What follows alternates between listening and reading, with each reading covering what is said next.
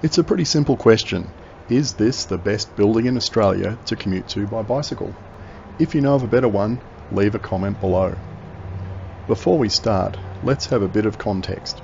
We're talking about the Woodside building on the western edge of the Perth CBD. It's right next to the freeway that defines the edge of the CBD, and on the other side of the freeway, there's one of Perth's oldest bike paths. It's not just proximity to this bike path that makes this such a good place to commute to. We have to ride a kilometre or so in each direction to understand why being right next to this particular bike path is so outstanding. From the south, you can ride on an uninterrupted path alongside the freeway to Rockingham, which is about 75 kilometres away. I've only gone about 15 kilometres down it. From the west, you can ride along another largely uninterrupted path that runs alongside the railway line from Fremantle. From the north, you can ride down another path that runs alongside the freeway going up to Joondalup, or come in from other paths that go northeast through Northbridge.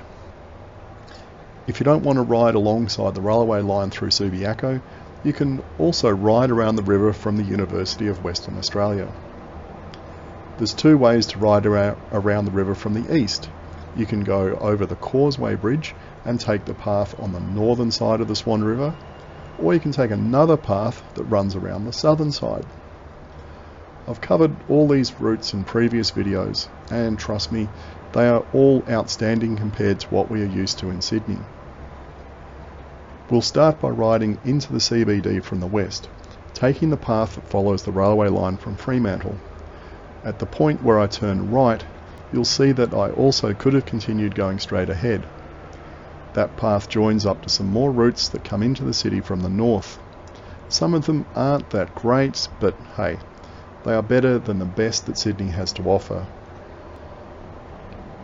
The downside of using this path is that if you have to go through, you have to go through 3 sets of lights when you hit the CBD.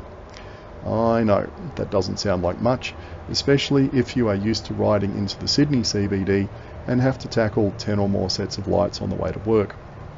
But over here, you can be really spoilt by the lack of traffic lights on most bike paths. I had trouble with leg cramps when I first got here because I wasn't used to riding 10 kilometres non-stop without having to take a short break at a stop sign or a set of lights. Here, you can ride until your legs fall off before encountering a red light.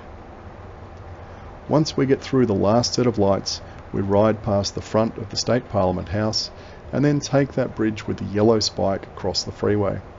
The Woodside buildings are those ones right next to the end of that bridge. But we're not going to do that just yet. Instead, we're going to ride down the hill to the Narrows Bridge and see what it's like riding into town from the south.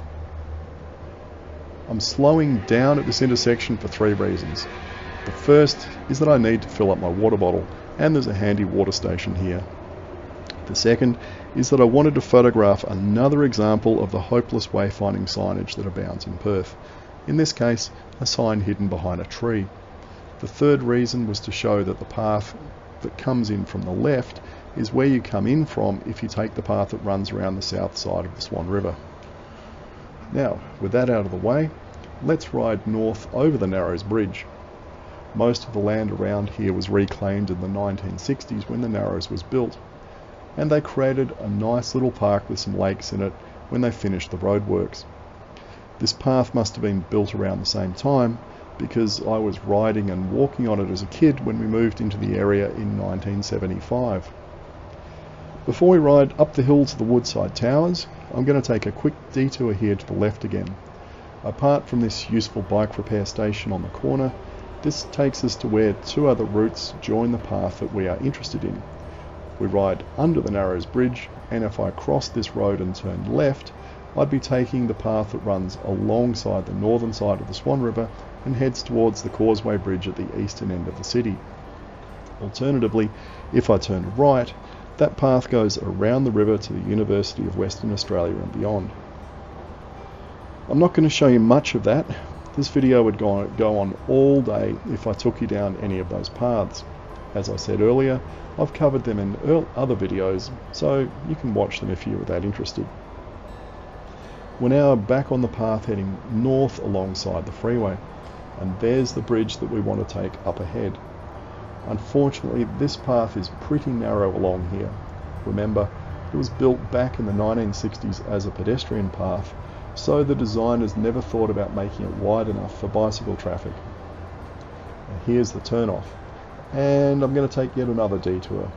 This cafe at the bottom of Mount Street is a favourite stopping place for cyclists early in the morning. I've eaten here a lot. It's worth trying if you're ever in Perth. Now, being Perth, I don't know the owner directly, but I went to uni with his sister. That's not why I stop here, but Perth is full of these 2 degrees of separation situations. Righto, we are finally on the bridge and we can get to our destination. I have no idea what the end of trip facilities are like, but friends of mine have been inside these buildings for meetings and reported back that the fit out is first class. So I imagine the facilities down there are also pretty good. There is one last route into the city that I didn't cover, and that is the ride down the hill from Kings Park. That's on the road, it's not a bike path. I'm not going to ride up the hill and into the park. It's up the top of that hill if you ever want to visit it. And that's the end of the video. If you can think of a better commute to a CBD location, leave a comment below. And as for those of us who call Sydney home, we can only dream that things improve to this extent at some point in our lifetime.